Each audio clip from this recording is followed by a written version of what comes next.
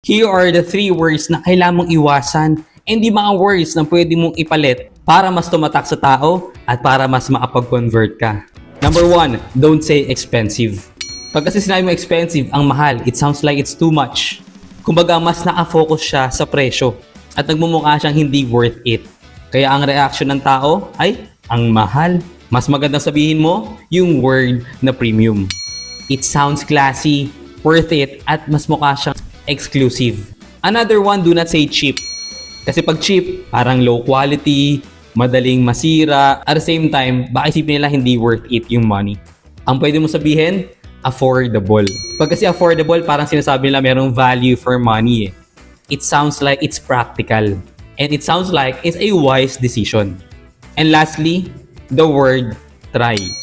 Pag try kasi parang hindi sure, okay lang mag-fail, parang half-hearted. Tama?